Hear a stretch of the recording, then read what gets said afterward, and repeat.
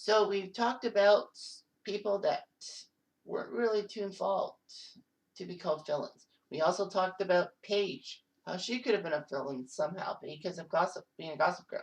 The student body because of bullying Rick to submission. Emma for basically starting up a cause and basically, protecting Rick.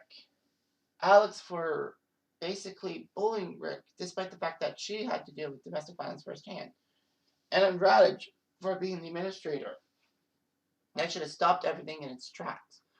Well, basically, we're down to the nitty gritty. The evil three. Well, the trifronte of evil. First off, is this guy. Will you think that he's a villain or not? Despite what you think, and despite what he did after season 4, you kind of have to figure out why he could be a villain. This is Spinner's story.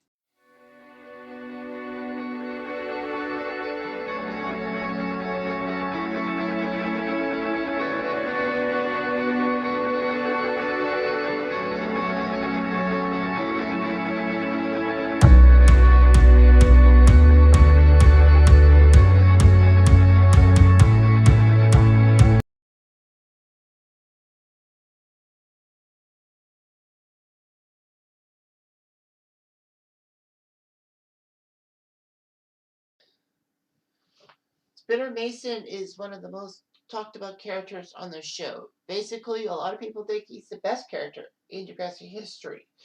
And that goes way beyond borders. I mean, he was not seen much after season 9 of the show. And basically, he's ranked higher than people like Claire, Maya, Sig, Esme, and all them. But basically, Spinner has a big connection with the Rick Murray situation. Of all the villains that got their own videos, minus Rick, of course, he has the biggest connection. The connection is that, he knows about Rick's thing firsthand. In season 3, when Rick puts Terri in a coma, Rick and Terri were on a trip with Spinner and Paige and Jamie and Hazel.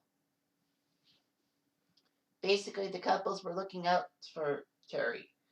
But basically, Terri runs off after Rick and then never comes back. Spinner figures something's fishy and then finds out that Rick has blood on his hands. They could have chased Rick, or Spinner could have chased Rick, but they decided to use their cell phone to try to fix things. And Spinner tells everyone at the school the next day that basically he knows that Rick had blood on his hands. All that. And in a sense, I think he knows because Rick would have probably tried to talk his way out of it.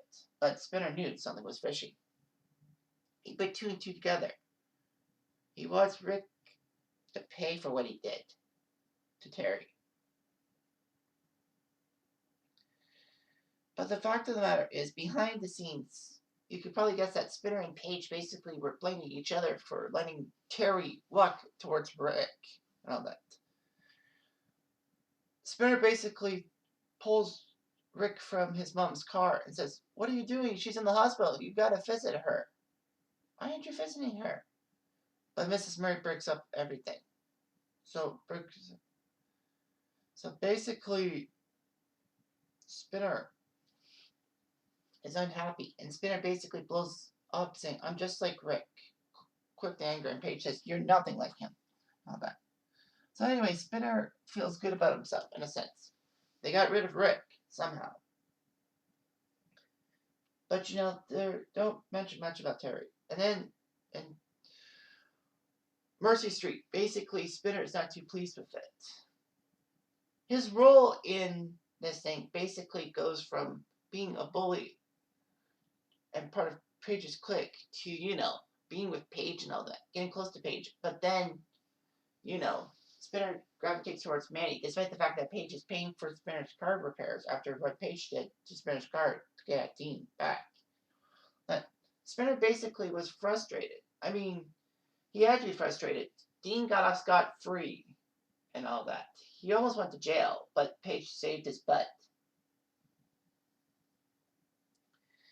And basically now he has to deal with Rick coming back to the school and Rick being alive, if you will. Can't let that happen. Basically, Spinner leads a legion to try to destroy Rick once and for all.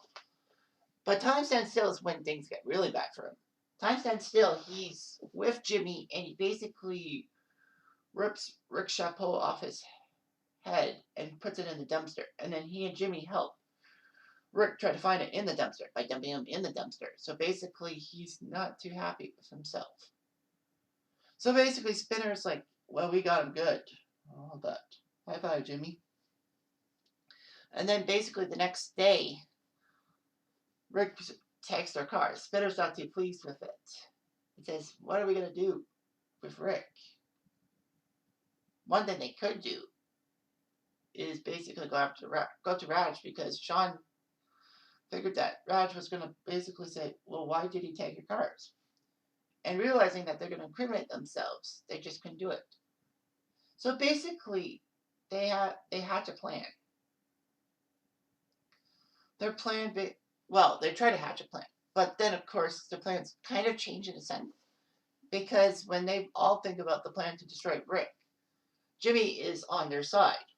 So basically, Spinner is shocked that Jimmy actually protects Rick and basically tells him, Alex and Jay to knock it off. And of course, Spinner is not too pleased that they lost Jimmy. But Spinner and Jay take the roles as villains high in regard. In the bathroom, they basically tell Rick everything was cool, and Spinner goes along with the plan, even though Spinner has his reservations about it. But Jay tells him that, he's dating the vice president of student council. He knows what he's doing. So anyway, Spinner decides to go along with it. And, he's happy, he's got it, and all that. But then Time Stands Still Part 2 is when Spinner really screws himself up. Spinner is so pleased with the prank and the prospect that they got Rick out of Degrassi that he brags about it. He literally brags about it to everybody, especially Jimmy. And Jimmy's pissed off in a sense. But, Spinner says, it's perfect and all that. I mean, he's finally going down. Spinner and Jimmy literally fight. And they both are pulled apart by Armstrong. And, what happens? Well, in the deleted scene, Spinner and Jimmy are walking together with Craig. It's like, what the hell? I thought Armstrong would have sent Spinner and Jimmy to the principal's office. But yeah, they were working together, even though they had a big fight. And then Spinner couldn't resist making chicken noises at the returning Rick. Raj hears that and basically wants Spinner to pay the price and says, Mr. Murray, meet me after school. Mr. Mason, meet me after school. And Spinner says, I have plans. No plans are worth this. Now get. And then, Raj deals with Rick. So basically, Spinner is a lot. But Spinner basically tells Jay Raj knows. And all that. I'll get more towards about Jay's situation when his video comes up. But basically put, Spinner plays along with Jay's stuff. It says Raj knows. Now here's the thing. Even if you don't know about the deleted scene, which you'll probably know if you watch my videos, basically, there is a good reasoning. Yeah, Raj knows works both ways. Deleted scene or not. Because Spinner may have just realized, well, when he was bragging to Jimmy, he may have just incriminated himself and kind of figured that Jimmy was going to narc on him. But then again, if you watch the deleted scene, Raj calls him for the 3:30 meeting and all that. So yeah, it works either way. But regardless, Spinner basically plays along with Jay's stuff and basically, Rick gets strict. Spinner learns secondhand, or firsthand, I guess, secondhand, that Jimmy was the one who got shot. And then Spinner realizes, he puts two together and says, wait a minute, we got Jimmy shot. Oh my God. They're going to find out everything. I have to go tell somebody. And Jay basically tells him, no, you can't do that. And Spinner says, he's my best friend. Either outcome, he was your best friend. But we may have killed Jimmy. We didn't do anything. So basically, Spinner is racked with guilt. He wants to go to the hospital and all that. He wants to tell somebody. Like, what's stopping him from telling on himself? Telling the cops. But basically, Spinner is racked with guilt. And, Jimmy comes back in Eye of the Tiger. And basically, Spinner still has the guilt. Despite the fact that Jimmy basically tells Spinner that he should have been there for Spinner instead of Spinner being there for Jimmy. My bad. And Spinner is questionable. But Spinner decides to help Jimmy out and become his, not, I wouldn't say slave, but his man of detail. So anyway, Spinner basically makes Jimmy feel good about himself. And, Spinner tries to talk to Jimmy, but Jimmy talks down about himself. I don't know why. All that. Spinner tries to cheer Jimmy up. And that's a noble cause. I mean, after all, he's doing all that. But basically, Spinner knows that his best friend needs to know the truth. So he decides to tell Jimmy the whole truth. Basically stating that in the bathroom, Rick was cleaning himself up, and then basically we made it look like you were the one behind this. The pain and feathers. And then I got shot, Jimmy said. Spinner basically is made a pariah at school and says he needs to fix the problem, but they don't want him to fix the problem. But anyway, Spinner basically is laughed at by Jay, who basically said he knew that Spinner couldn't keep his mouth shut. But Spinner says Jimmy deserved to know. So that they get drunk and they crash Jimmy's party. And basically Spinner decides to drive home drunk. Jimmy stands in front of the car, well, in his wheelchair. And Spinner says, move, Jimmy, please. I'm not going to let you do this. I just want my best friend back. And Jimmy basically tells him flat out, best friend? Yeah, right. What type of best friend would basically tell Rick that I did this whole painted feathers shenanigans, basically trying to take the blame off yourselves and all that. And he's like, no, you didn't try to cheer me up. You were trying to cheer yourself up and alleviate your guilt. I don't care what happens to you. Go off a cliff. So basically, Spinner realizes things. He goes to Hatzlako's and basically incriminates himself and Jay. Well, basically, he says about the painted feathers prank. He doesn't talk about when he, they talk about, he doesn't talk about when they tricked Rick into thinking that Jimmy was the perpetrator of the painted feathers being on the inside. Hatzalakos is shocked because Spinner is a menace, but his stuff is minor compared to what happened now. It's like, what the heck?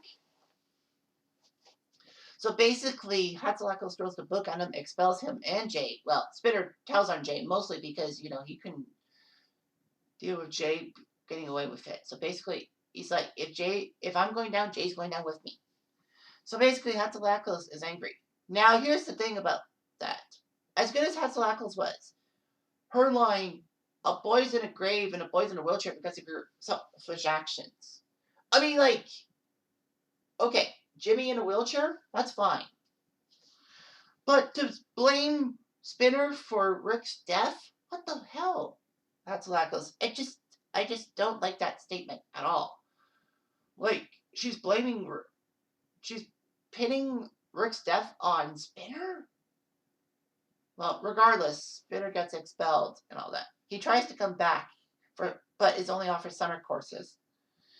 And he and Jay sneak into the school to try to burn it down because he wants his friends back. But Jay tells him not to because you got to do a redemption song. Surprised that Jay would do that. I thought Jay was pure evil. Regardless, he does get his chance in season 5 and redeems himself. It takes a while, but he knows he's got to go through shit and all that. So you have to ask yourself one major question. Is Spinner Mason a villain? Yes, he sure is. Is he the biggest villain? No. Spinner is the example of a villain who basically tries to redeem himself because it's the right thing to do. Now, Spitter is a bad person for what he did, all that. Being a bully to Rick, not giving Rick any chance to try to redeem himself, basically pushing Rick's buttons too much, basically bragging about his stunt to Jimmy and all that. I mean, villains, like, they like their work and all that. And basically, the more the more you think about it, the more Spitter is bad for actually letting Jay push him around. But I mean, Spitter had the right idea. I mean, Spitter was upset about Rick, putting Terry in a coma and all that. Basically, Rick literally had blood on his hands, and Spitter saw Rick with the blood on his hands. I was actually shocked that they both didn't chase Rick down. That they basically went after Terry. One of them could have chased Rick down, and then one of them probably would have called 911. But basically, Spinner, I knew, as well as Paige, basically blamed himself for the fact that, they let Rick slip through their hands. And then actually had Terry chase after Rick. They should have just convinced Terry that Rick was terrible and all that. They were trying to do that. Basically, they failed. And then, all that. What I never mentioned was that, in the hospital, like, Spinner and Paige tell Terry's dad all these things, and Terry's dad basically blows up at them. I mean, rightfully so. I mean, someone should have told them. Like, Rick seemed fine when they met face to face, but, there's always a dark side to everything. I know Spitter and Page basically blamed themselves for why they did it. They basically were bullies because, they were hiding the fact that they should have, helped Terry out. But I mean, honestly, how would that have helped anything? In hindsight, we basically see that, they hate each other. They hate themselves because they didn't push themselves far enough to make sure that Terry was protected. All of that. Spinner thought by taking down Rick in season 4, he would redeem himself and make himself feel better about himself. But I think he probably felt good about himself, the fact that Rick never came back. And he's like, we just beat Rick. Unfortunately, you know, Rick came back. Spinner thought it was his goal to destroy Rick. Obviously, he was with Paige at the time, and Paige wanted to make Rick pay for hurting Terry and putting her in a coma. Fair enough. But here's the facts about Spin. Spinner basically was blaming himself for this. Like, he's a bully. Like, Spinner basically, in the first few seasons, basically was just a guy who was kind of a douchebag, if you will. Not like a type of douchebag, but like a douchebag that he basically clowned around and all that. Always failed Quan's English class and all that. Basically, with being with Jimmy, getting himself into trouble and all that, trying to get himself out of trouble. Spinner was kind of an essential guy for the Degrassi Junior High, not junior high. If you know what I mean. But here's the facts about Spinner. Spinner basically was hurting himself. But by hurting Rick, he thought that he would try to alleviate his guilt on things. Well, that's not going to really work. Like, Spinner and Jimmy put Rick in the dumpster, and then basically Rick decides to retaliate and all that. Spinner doesn't like that. And, he's told by Alex that Rick did it. And basically, Spinner and Jay decide to go after Toby. Rick knows that Spinner and Jay are going to destroy Toby if they can't get to Rick. Basically trying to hurt Rick through Toby. And of course, Spinner was shocked that Jimmy switched sides and all that. Spinner decided to help things out. Like, I think it was Spinner's idea to basically tell Rick that everything was cool and all that, although Jay says it. But Spinner, does it. Spinner did have a little bit of conscience, thinking that maybe Alex might not pull the painted feathers perfectly, but she did. Spinner is a villain. Villains usually brag about their stuff. And yeah, kind of like Cartman being a villain and bragging about killing Scott Tenderman's parents.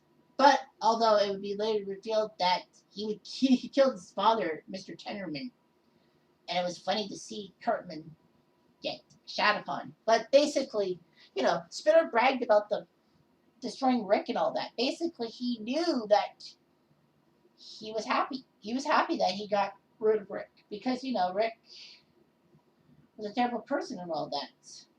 Of course, Spinner soon realizes that he made a mistake, and even if you don't watch that deleted scene, that Raj catches Spinner mocking Rick. Basically, it does make sense when Spinner tells Jay Radish knows because, after all, he may have bragged Jimmy might narc on him.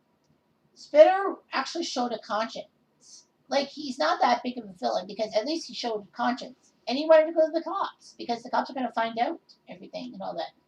Spinner was just lucky that basically there was little hints to his involvement and the fact that the administration screwed up. Like Radish completely screwed up. Spinner would have probably blabbed if Radish had basically remembered to talk to Spinner for an important meeting. And then, Spinner would have known everything. It's weird how Spinner kept everything in for 3 months. Unlike I would have cracked after 1 month. But basically, Spinner and Co. basically were in for the long run. Spinner wanted to destroy Rick and try to make himself feel good about himself. But, I mean, he should have at least visited Jimmy in the hospital. Even if he doesn't admit his guilt, he should have visited Jimmy in the hospital because maybe then he'll be better friend and all that. And maybe he wouldn't have to confess and all that. But Spinner was his own worst enemy. I mean, he should have confessed earlier. Yeah. Like, he should have confessed and basically put Jay in trouble and all that. Spinner is just fortunate that Hatzalakos didn't go to the cops with this information because Spinner would have been in trouble. Jay would have been in deeper trouble, but Spinner would have been in trouble. And yes, Spinner should not, like Hatzalakos' statement of a boy is in a grave and a boy is in a wheelchair because of your stupid actions.